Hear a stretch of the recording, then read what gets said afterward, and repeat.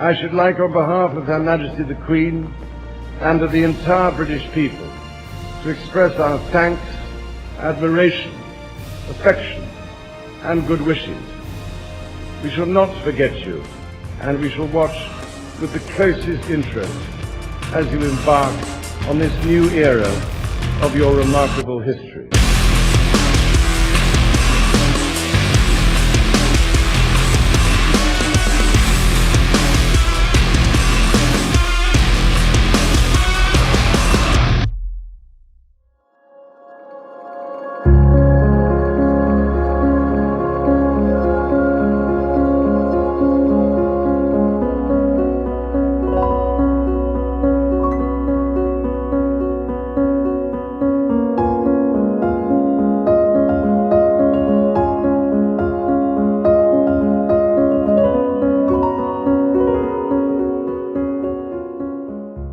Alright everybody, welcome back. This is episode 3 of Dragon's Gate, and in this episode I was originally going to be building this borderside park area, but I built it, recorded it, saved it, and I sat on it for a little while, but I was like, I think I can do better, so I'm going to try and do better here in a few episodes. But this is what it looks like for now. It'll kind of just be in the background, but that's not going to be the focal point of this episode at all. No, the focal point of this episode is going to be this huge plaza area around various government buildings of the city. And by the way, I decided to name this particular city Xiangnan. Xiangnan? I want to say Xiangnan for now. I'm not that great with Chinese pronunciations and all of that, but which is funny because this is the name I picked for the city and I am not great at pronouncing it, but that is neither here nor there, so whatever. This is going to be a large plaza park area surrounding the People's Government buildings of Xiangnan, and there's also going to be some other buildings along the perimeter, like museums and like a civic center and other things like that.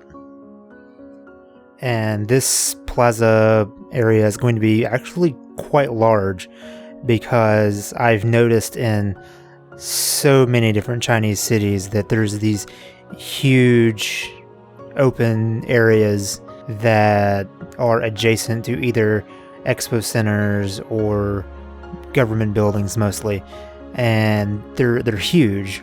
Like, everybody knows Tiananmen Square, but that's not even what I'm talking about. I'm talking about these things that you see in Shenzhen, and there's a huge one in Dongguan, and where else? They're in almost just about every city. Huizhou, Wenzhou, Dalian has this crazy, he has the biggest city square in the world in Dalian, actually, and that's something I wanted, not the Dalian square, but the idea of these huge plazas is something that I wanted to recreate and put into my city. Now, originally it was not going to be this large. I'll put up a screenshot right now of what draft number 1 looked like. The first, I guess, draft of it, I was kind of basing off of, there's this arena in Huizhou, which is northeast of Shenzhen, east of Guangzhou. It's still in Guangdong. It's still in that huge Pearl River Delta metropolis area. And I was going to base it off of that because I was kind of wanting to keep this city on the north side a little bit smaller looking. But I didn't like the way that was going either, so I scrapped it and I went with something that was more inspired off of the Plaza People's Government area in Huizhou, which is way further up the east coast. And I really couldn't find a great building to go as the centerpiece, because I didn't really want to use something from another country or something from something that's more well known or whatever. But then I tried to go and make my own asset, and I'm not patient enough to learn 3D editing right now, 3D modeling and all of that. So I didn't get very far on it here. Again, I'll show you another screenshot. But I ended up going with this South Korean Supreme Court. Please don't murder me for that, but it's the one building that fits this the best. So that's what I'm going with. But yeah, I do end up going with this Korean Supreme Court building. Again, it's what fits the best. And so whenever I do zoom in to detail the area, just ignore the Korean letters, characters, whatever. But alongside it, I used a pair of these. This building is called the Nautilus. I think it's an original building by the creator. I don't think it's something from anywhere in the world. But nothing on the workshop I found really fit alongside this building. But the Nautilus, it was unique enough, but it wasn't like crazy, and it didn't not fit the area like almost everything else just didn't fit the area. As far as the shape of the surrounding road layout, I wanted to base this area again a lot off of the Huizhou plaza area, minus the giant river they have flowing through it. It has a really cool hourglass shape it's really unique and definitely adds more flavor to the otherwise boring super grids these cities have sometimes. Speaking of flavor, actually, I didn't like the green roof of the Korean Supreme Court, so I gave it this gray roof using these concrete surfaces and procedural objects.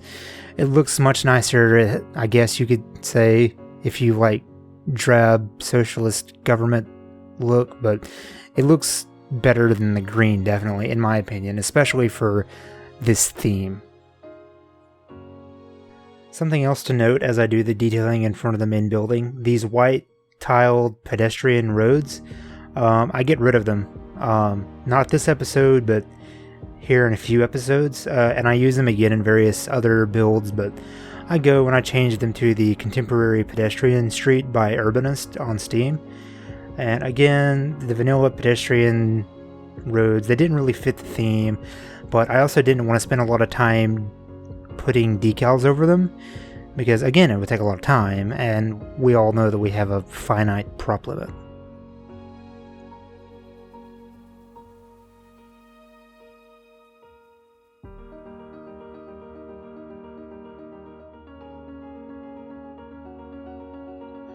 The next thing I do is I place down a few of the perimeter buildings. There's like an opera house and an art gallery and a couple other buildings here and there, and I kind of put them down just as placeholders for now, and then I move on to this central area between the two roads that approach the main building. Off camera, I put in some pedestrian pathways in between all the other buildings, but I end up getting rid of all of that later on. But this central area, I kind of use it as an experiment for what I do later. I cover it with concrete slab decals, and then I line each side with planters, and I put the trees I put in, I alternated with one of the large generic trees from the workshop and the columnar trees, and I liked the way it looked, so I continued on and put in some lighting and rounded it out with some benches, and there's an invisible path going straight down the middle, so pedestrians will eventually be walking up through there and making actual use of the area.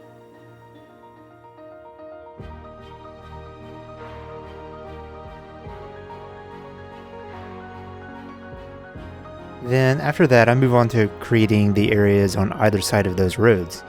Again, I put down a ton of the concrete slab decals, but then I kind of felt like something was missing, so I moved the decals over to the side a little bit and decided to make this weird hedge design. I got the idea from looking around the Shenzhen People's Government and Civic Center area, which is really cool to explore on Google Maps. But on part of their plaza, they have some sort of bushes cut into irregular shapes, and I thought it was kind of cool, so I decided to make my own. All I did was I just take a hedge prop and create a weird shape with it, and then once I have the shape, I just fill in the gaps with even more props. And after that, after I finished the entire length of one side, I just copied it, rotated 100 degrees, and pasted it on the other side so it looks completely different, but it still looks really cool, and I'm really happy with how that turned out. After that, I moved the large concrete slab decals again and get to work with these Venetian tile decals. I spent a huge amount of time this episode just using these Venetian tiles all throughout the entire build, so a lot of that I'll probably skip because it's just boring and repetitive work. But I use all of the decals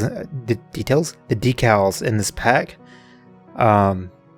I learned that you can actually use the smallest tiles to fill in little abnormal areas, and they don't clip and they don't do the weird flickering thing. So I use them a good bit in the more awkward and curved areas.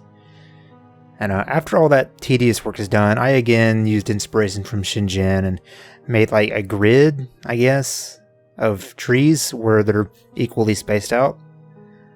Something else I should mention actually is that when I first started this project, I was using the Unlimited Trees mod, and that's incompatible with the tree snapping mod.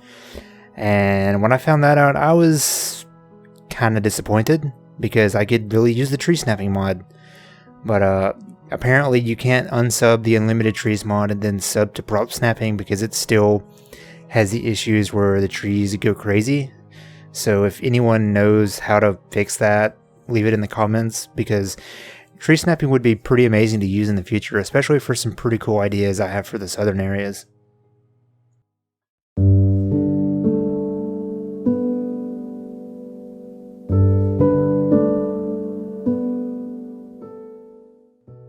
Once I was happy with that, I did some detailing around these parking lots with some curb networks and some trees and bushes, and added all the parking spaces. And then I started doing even more decal work directly in front of the main building. At the entrance to the building, I actually had some trouble deciding how exactly I wanted to tackle it. Again, ignore the Korean characters, but I tried using other cobblestone and brick and tile decals, but nothing really fit and nothing really looked that great. So I just continued using these Venetian tile decals, and it turned out pretty good. And then I added some artificial grass decals and detailed it with obviously more trees, but putting smaller bushes up against the sidewalk and larger bushes and trees closer to the building. And I just finished it off with the last few parking spaces that I missed earlier.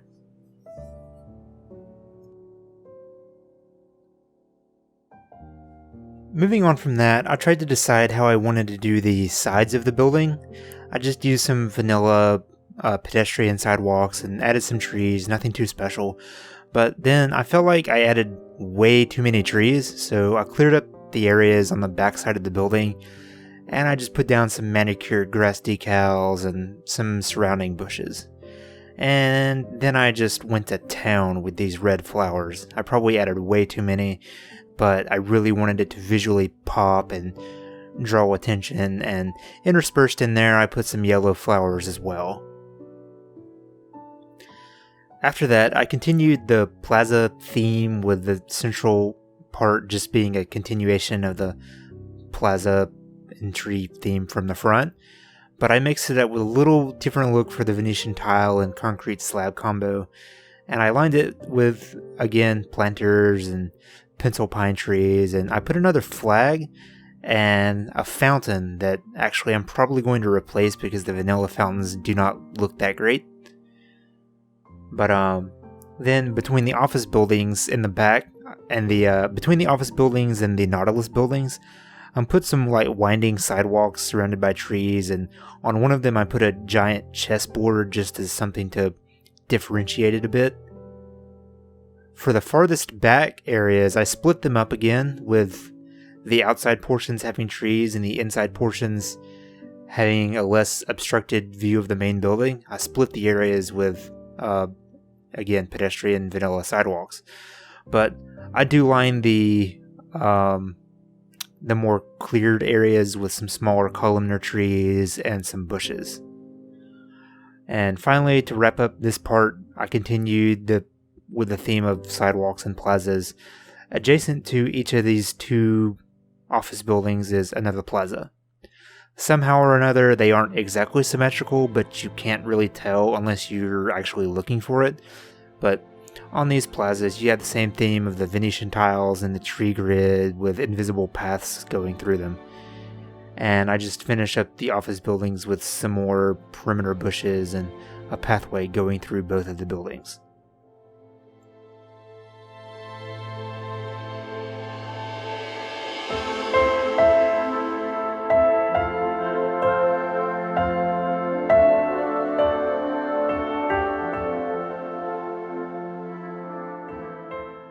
At the beginning of this part, I begin with the back of the library because it's directly connected to the main plaza in front of the government buildings. Again, it's a lot of decal work, but this area is really weird because part of it is kind of like squished between the building and the parking lot, and the other area somehow just has to transition into the large plaza. I start by continuing the decal path up towards the rear of the library and then trying to keep the area fairly open. At this point, I was pretty deep into the project and my creativity was kind of waning a bit. So between the parking lot and the path behind the library, I just put a little group of trees and bushes, and same on the transition between the library and the main plaza. I was trying to keep them separate but still connected. Behind the library, I made another grid of planters, but this time in some of them I used smaller bushes instead of trees. I think if I did this area again, I may make it into like an outdoor cafe area associated with the library. I don't really know how it is in China, but here where I live in America, we usually have like a small cafe or coffee shop or something in or right nearby major libraries like this. So I might go back and change this area up a little bit later on, but I don't know. On the side of the library between it and whatever vanilla building that is, I forget, I have a couple of walkways in, and in between them a fairly dense manicured cluster of trees and bushes. On the outside of that cluster are 3 or 4 rows of different smaller bushes and red and yellow flower bushes. Next inside are some larger bushes and some juniper trees, and the middle was filled with large generic trees and a couple of palm trees. On the front of the library, I detailed it with a flag and various benches and a couple of like planters and stuff, and some small bushes and a couple of trees along the sidewalk adjacent to the road. And on the last side of the library, there is this large triangular open area, which I split with a walkway and then did another close cluster of those bushes and trees. For the last building on this side, I started out with a small parking lot and some sort of fancy Chinese sign. Again, I'm not really sure what it says, but then I took some time and went around the building with some tree and bush detailing, kind of like we've been doing before. And really the most difficult part of this was figuring out what I wanted to do with these vanilla parking lots that just come with the building. You can't get rid of them with prop it up, and so I just kind of incorporated them as spaces that are kind of not really regulated, so people just park there and probably get tickets. But I cover it with decals, and when you zoom out, you can't see the vanilla parking lots, so in the end, it kind of worked out.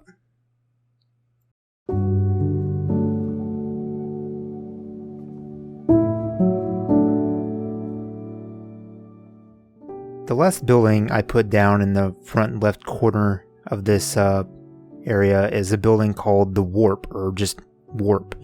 It's made by the same guy on the workshop that also made the Nautilus that I mentioned earlier. And again, it's the only building that was unique enough to fit the area and not have a huge footprint and not look totally out of place. Then I go back around to placing some pedestrian paths. I noticed that a lot of pedestrian paths and buildings in general in China are separated from the road by like a row of trees and bushes, so that's another theme that you'll probably notice in this series going forward, especially on the northern side of the map.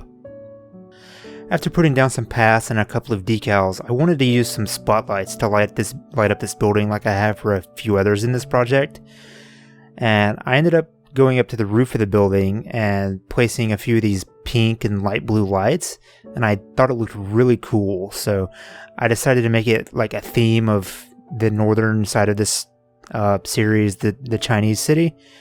Like there's some sort of festival or major event going on where everything is lit up with these colors. And I just go to town placing these on every building except the main building in the middle, because that one has to keep its drab socialist boringness. And then I just finished connecting paths and doing the same tree detailing that has been done the entire rest of this project. One difference is that I add a small kids playground attached to a park people generator, so people would actually go and visit it. And the last building, this art museum, I continued the Venetian tile and planter with trees theme and all of that. And there is actually another vanilla parking lot with this building too, but it was a lot easier to incorporate and make into an actual parking lot. I just kind of drew back the concrete a little bit, put some trees, but there's still hypothetically enough room for cars to maneuver and park and do all of that stuff. And that's basically the end of this build. Again, I'm super happy to be bringing this project to the community, and I hope as I continue moving forward that the content of my videos will also continue to improve. As far as the schedule, I've been trying to release a video every Tuesday, but not really sure that I'm going to be able to keep up that pace. It takes forever to edit these videos right now until I can get used to like the workflow and kind of just being more comfortable with the process in general.